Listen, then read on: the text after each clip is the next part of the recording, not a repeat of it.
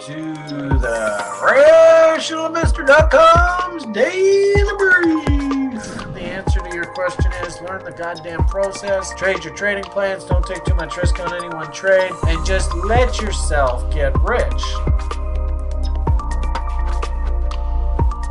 Hello, everyone. Welcome back to the RationalInvestor.com's Daily Brief. This is Friday, TGIF and all that, I suppose. Just loading up the video page here so I can see what you people are seeing. Did get some feedback from people that they didn't like the little menu thing on the screen, although I like it personally, but I suppose you have to listen to this is supposed to be a team effort, so I'm not really doing this on my own anymore. So we'll just maybe quickly review what it is we're going to talk about. I'll leave that on my screen, but maybe we'll minimize it after that. So as you can see, we'll take a look at the breadth of the market. Man, what a screwy market state we're in right now, up and down like a horse drawers. Talk a little bit about Econs. We had the Fed's most preferred economic indicator for setting short-term interest rates down in the States. The personal consumption expenditure report come out today. I mean, we won't talk about it in particular right at the moment, but I'm a bit surprised to read that people are like, oh, yeah, this guarantees the Fed's going to cut rates. That doesn't make any sense to me. Those numbers went up. How does that work? But anyway, we also had Michigan, University of Michigan consumer sentiment. I mean, China had some econs that came out. But I don't think that's really that relevant in the market. Yeah, but actually, got off a hell of a trade on crude oil this morning. It was a lot of fun hanging out with Ed in the day trader room, watching the crude oil price melt down into Hoag's levels. So thank you very much, Mr. Hoagland, for your levels. Actually, I contribute to the Top Step platform, so I think it's a fair deal. But anyway, he's got absolutely great levels for you to consider. And actually, I think he gives them away for free. But I told him I'd pay him $50 for them because I think they're good levels. I think he's a good guy. BTC price action. Interesting. We do have a big Bitcoin conference going on right now. And if I'm not mistaken, Mr.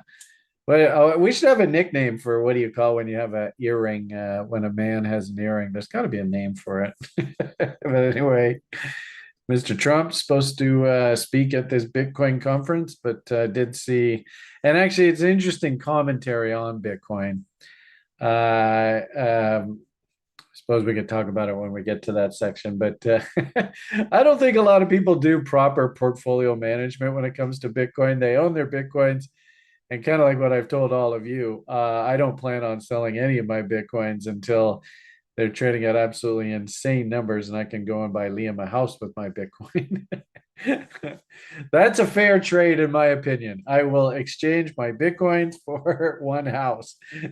And it better be a pretty good house, too. No shacks in the forest. Anyway, topics in particular, I mean, the US stock market is absolutely booming higher, but keep in mind we did melt down there earlier in the week. It is interesting to see when you look at things like ES, we banged into a chaos level. So I don't think it should surprise anybody that we did bounce. And I guess the question is why? I was actually scratching my head, to be honest with you, trying to figure out other than this technically appropriate level for price to bounce off of. Also, too, Friday is options expiry, so maybe in the after party, we'll go take a look at some of the options open interest, but clearly Wall Street is motivated to move price to specific levels given open interest. You've heard me bark lots about that, so not really a big surprise there. The reason du jour for the substantial rally in the stock market. Did see overseas. I don't know. I'm getting the impression India. I have a funny feeling like the celestial cycles. We're going through like six different cycles. Some of these cycles like really, really long term, but six of them all happening in unison here through this 2020s window. The astrologer people talk about it not happening in something like a million years or something. We've seen this, but I get the impression that India now actually is in a very friendly cycle. Their stock market just booming higher. Um, so I do think that there is some overwhelming pressure there as well. I think on balance, people are feeling relatively positive. Usually, when the Olympics happen, usually you don't get stock markets melting down in those kind of environments. So the Olympics are on there over in Europe. And then locally, I think we're still in the meat and potatoes of the earnings season. And one company in particular reported, I don't know whether it was before the open or whether it was late yesterday, but 3M, there it is, 3M there, they reported. And huge beat. And the stock is absolutely going crazy here today. So I think that's probably a big reason why we're seeing the Dow up as much as it is. So, action-packed day, that's for sure. And then, of course, I get the impression this is one of these sort of buy the rumor, sell the news kind of scenarios. I see things that are lifting up. We've got FOMC meeting coming up middle to the end of next week, which means probably we should probably all just be sitting on our hands through all of that. But I think I've shown you, and maybe when the after party, we'll look at that again.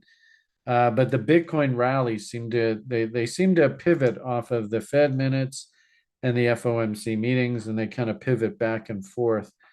So this latest go around, we had like a pivot low off the FOMC minutes, and it appears that the rally window seems to line up nicely with the market moving into that event. So that's sort of on the docket here today. I suppose some people were giving me some feedback that the other day I was talking away and our little sort of summary little piece there on the video was blocking what I was showing on the screen. So, Chris, if you feel like it, you can go ahead and minimize that little news piece there, the summary piece. Thank you, sir.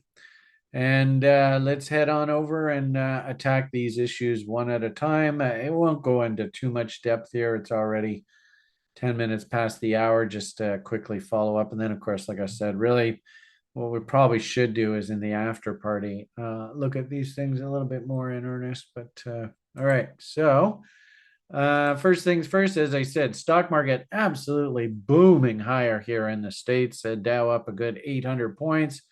And as we had said, I don't think you can really see it here, but it's such a small component. But 3M leading the charge of the Dow stocks. I don't know whether I can do a market carpet here. And I suppose at some point, they're probably going to get sick and tired of selling the tech stocks, and they'll join the party. But industrials, you can see GE up a good 3%. And where is our buddy 3M? Minnesota Manufacturing and Mining, if I'm not mistaken. Well, I don't see it on here, but anyway, take my word for it. They're doing pretty well. There it is. Industrial conglomerates. 19% move on a stock in one day. I don't know. The problem with that is that too far, too fast? This is kind of like my comment recently about crypto. Kind of felt like maybe we going up a little aggressive there. But anyway, big move there on 3M today. So there's your major driver.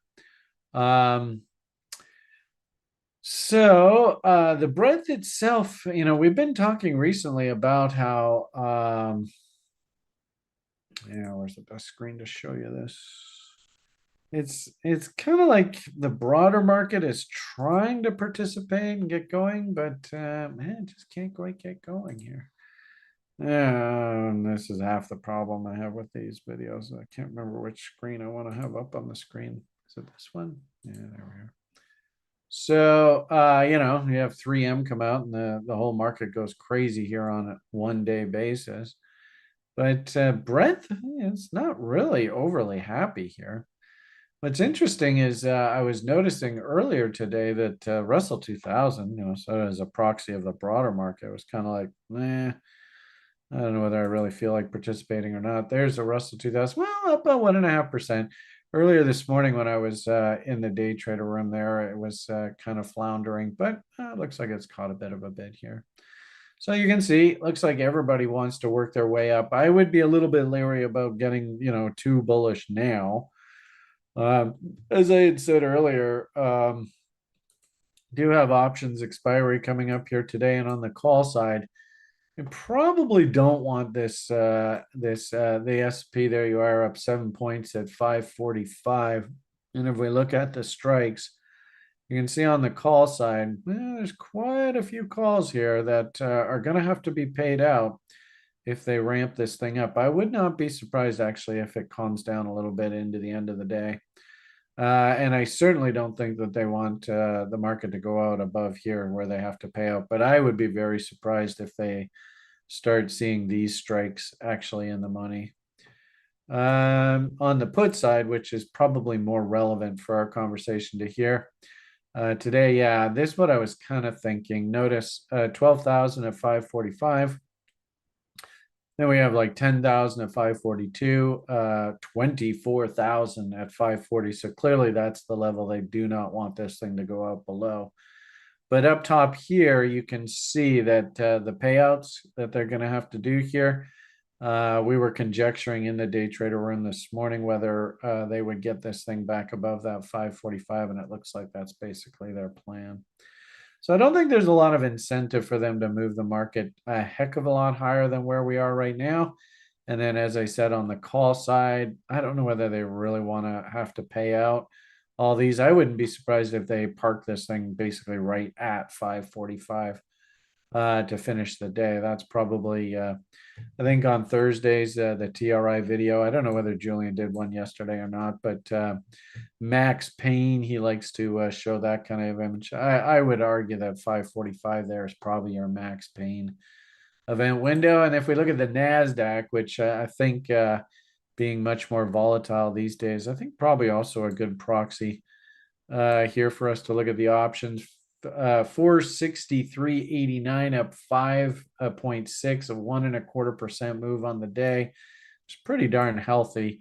You can see on the call side, I don't think that there's a lot of incentive for them to really ramp this thing up above this 463 level. If anything, I'm a bit surprised they're going to let the 460s expire, but in the money. But I'd be very surprised if they are going to voluntarily pay out these people here.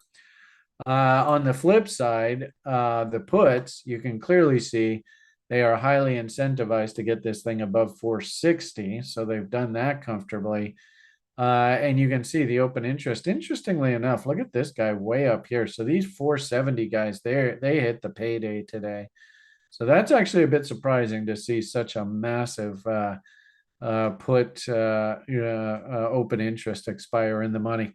And who knows, maybe the tech stocks absolutely go crazy here and get all jealous because of things like 3M and they go ripping higher here into the close. I don't know.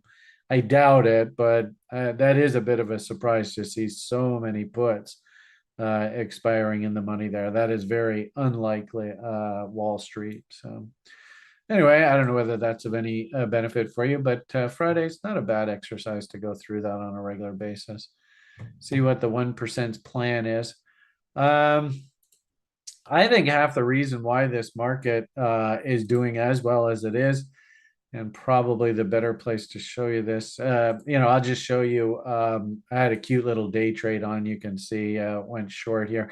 Actually, opening range trade. Geez, I've noticed these opening range trades being a real pain in the ass lately. This one failed, so I was under the water starting the day. Then I was just like, you know what? And interesting, after I went through all my routine, the simple conclusion was the market is pointing down. and I wanted to get in on the short side as quickly and as efficiently as possible. So I saw this little double top hit it, and we rode that thing into the ground, right into good old Mr. Hoagland's level. I tell you, Johnny Hoagland, hugs and kisses. One of my all-time favorite futures traders that I've ever met in my life. His oh, hello, what's that? 15 minutes. All right. Yeah. So I don't know how far we've made it in our review, but anyway, crude oil market there, basically bouncing off of his level here. So I'm glad I took profits in this level. That's a smart thing to do. So anyway, I wouldn't be surprised actually if the stock market actually starts calming down, and maybe even especially things like tech stocks starting to roll over, because the oil market was in absolute free fall here this morning.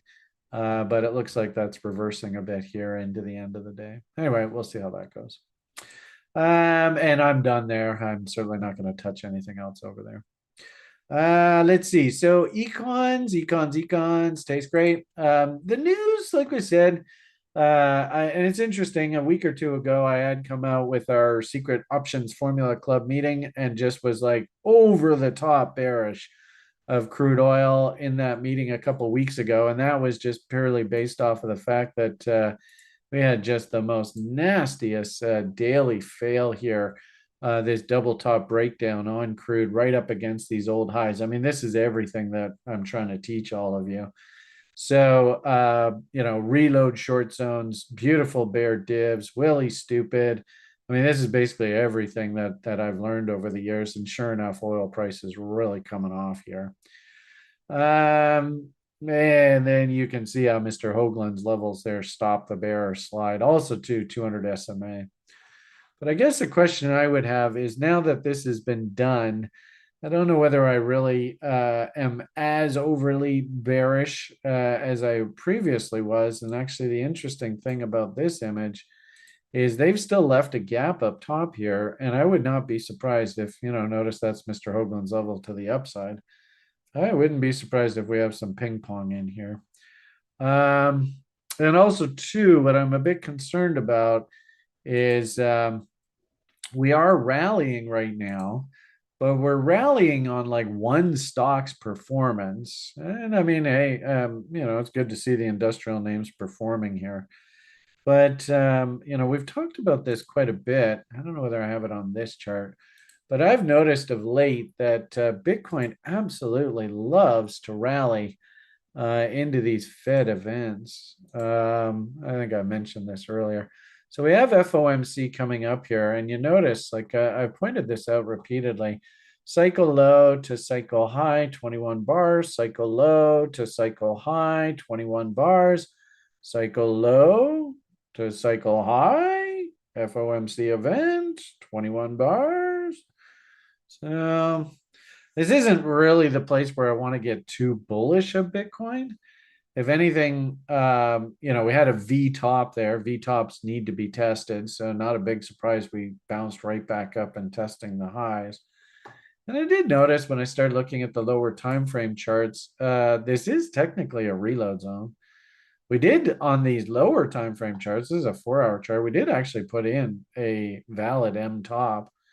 So in a weird sort of way, you could argue to a certain degree that maybe this is like an Eve atom. But here we are coming into that Bitcoin conference. And as I had said earlier, I was amused to hear that the Van Eck professional portfolio managers, you should be diversified and don't hold all your eggs in one basket. And then they ask guys, so what's your Bitcoin holding? Oh, I got about 30% of my net worth in Bitcoin. Are you selling? No. So it's funny how even like the most professionals, you can still see the emotional attachment to portfolio management. It's like nothing ever changes with this funny little species. So I don't know. I mean, the interesting thing I sort of pointed out when this message was being passed around the site. I mean, in the short term, I have my doubts. I think we're still basically range bound through the election. But if we start looking at the bigger picture, and I even tweeted this out again, we're starting to transition from summer, spring season, which is the halvening event. You can see spring halvening, spring halvening. There usually has to be a bit of back and forth and sort of humming and hawing through this. We're transitioning, we're going to be transitioning out of spring and into summer here. And actually, the challenge for all of you is, can you point out the typo? I thought it was interesting. One of our site members said, Brian, I think there's a typo on your chart. And I remember this newsletter guy that I used to subscribe to years ago, when there used to be these things called newsletters that you would get in the mail. And he would say, well, we actually include the typos on purpose, because there's some people in this world that, they get the newsletter and they literally spend hours on end just hunting for typos, just to point them out to us when they call in and bitch and complain. So it gives them something to look forward to in life. So my challenge for you is, what's the typo? And actually, I even put out on the tweet, well, if you can tell me the typo, plus 5 points to you. Anyway, that's not the point of this. The point of this is, everything seems to be lining up. And I'll tell you, we had TRI CTO back on the site after his 2-week vacation, and you can even hear it in his voice on Tuesday. He did a report for us, Sjord, and he is uber optimistic. And actually, we even have a TRI OG who's working on a deal right now, and Sjord wants us to participate in the deal. So I'm wondering whether we can get some of that. And this sort of speaks to TRI's FA portfolio, which I think we are so perfectly positioned for this upcoming bull run here. And I think we have one of the best crypto analysts that I've seen in 10 years as our CTO. So I feel very, very confident and comfortable in his work for the community and managing money for us in the space. I'm uber optimistic. Like not 1 year, but about 1.5 years from now, November, December of 2025. If you can't tell me that you have made a bucket load of money in crypto, then I'd be very, very disappointed. Just get your shit together, everybody. Use this kind of weird window that we have through this US election to position yourself, have those positions that you like to have on, because get ready, it's coming. And I'd be very disappointed in you if you were listening to me through all of this and you didn't participate in this bull, because all the pieces are all lining up. You gotta be ready for it. And it's actually interesting to see that, through that early July window, oh, look at all the uppy here now. Look at everything mysteriously is turning back up now. So I definitely don't think it's a good idea for you to chase, but if you see W's on names that you like, good trade location, indicator confirming that, yes, this does look like a bottom, you better get off your butt and do something. We do have one more short working in the crypto space on the Ethereum top here. I think, again, like Bitcoin, I would probably argue that Ethereum is basically range bound for the time being. And the only reason why I do like this kind of short thinking on Ethereum, for maybe looking for a dump down into 50% levels of entire ranges, like this would just be technically appropriate. You can see the low from, where is that? Where are you, Mr. Low? There you are. Way back in June of 2022. So basically a 2-year range. I like the idea of a nice 50% retracement here. So it's not necessarily that I think they're shorts. I think that just some of these names, they've gone up quite a bit. And I think they're just going through their process of cleaning up the excess. So I don't really have any intentions of touching this. I might just move the stop on this trailer. You can see we strapped it on off this double top. We took some profits on the 2 to 1s. move stop to scratch. I mean, this is what you should do as just responsible traders. I might just move the stop on this remaining position below to this high. So then that way, if this thing double bottoms here, I'll just walk away. So, but really, no, it won't get hurt on something like this. So we'll see how it goes. And really, my point would be here. Uh, Once we're through this weekend and Mr. Trump has sort of done his thing with Bitcoin, are we up into areas where maybe we should be thinking about potential failures coming in? Don't see any divs or any warnings here out of momentum indicators or volume in the short term. So I don't think there's anything to be done just yet. But, and this is off the 4 hour basis. But I did notice that if we look at things like hourly charts, you can see Willie is getting stupid. So you got no business being a buyer here. That's just asking for trouble. You can see how we did bang into 4.669s, things like chaos theory. So I wouldn't actually fault anybody if they wanted to, if they stepped in and bought this reversal to actually be ringing the register a bit up top here. And also too, we're basically coming back up into that double top. So it's probably a little bit early to get uber bearish. I would probably even say let this conference play itself out. And maybe, like Sunday, broiler chicken show. If we start seeing the tops coming back in, maybe consider strapping on. What I would say though is, as I've said, and I'll probably finish off the video on this note, we do have FOMC coming up. And as I've said there a few times, I really like this sort of time analysis window where, ironically enough, rally windows are actually pretty well timed.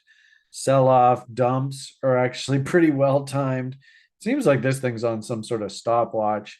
So I actually like the idea that, the FOMC meeting is basically next, I think it's Tuesday, Wednesday, 30th, 31st, if I'm not mistaken. Tuesday, Wednesday. I think that's what it is. It might be Wednesday, Thursday. But anyway, point of the matter here is I wouldn't be surprised if this thing actually rallies up and then stalls out on the other side of the Fed. I've seen that happen repeatedly here.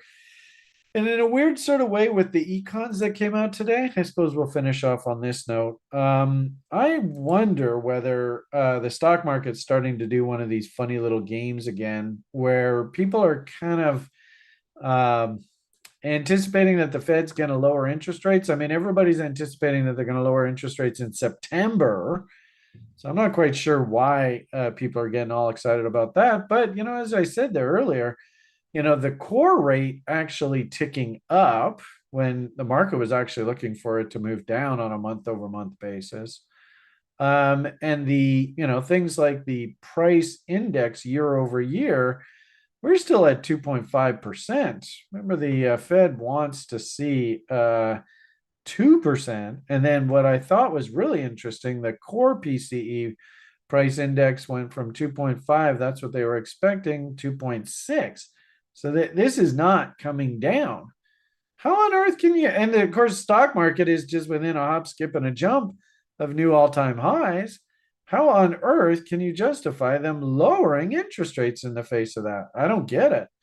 Also interesting too. A lot of people have been conjecturing recently that the consumer is not very happy, and frankly speaking, usually you want to see a reading. I think it's above 90 on the Michigan consumer sentiment to indicate that the consumer is nice and happy. 66, that is nowhere near that. And people are all excited because the market was looking for 66 even, and it came in at 66.4. And the big move up is 0.2%.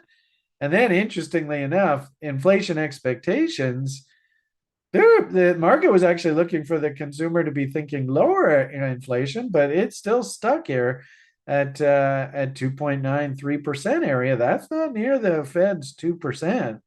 So again, I'm left scratching my head going, I think this is a lot of hopium that they're building into the market here.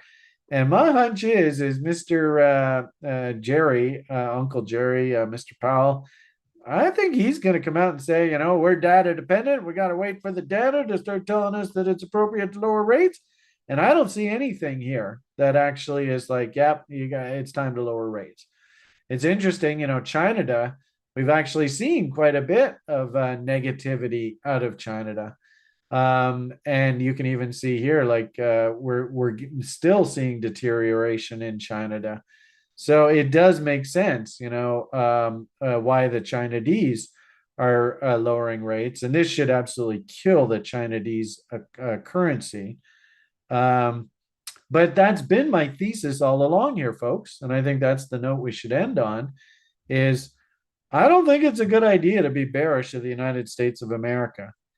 And now, through the election, I actually think that the Democrats and not necessarily Biden now, I suppose Camilla is they're going to do everything possible to make the economy seem as absolutely strong as possible through this election. And if anything, I might even argue that they'll probably be doing things like putting downward pressure on oil prices to try and make that inflation case, inflation as less as possible.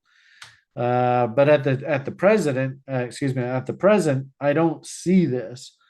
So I think you're going to have to see some more data showing more economic weakness, or I would just simply expect that the Fed's just not going to do anything.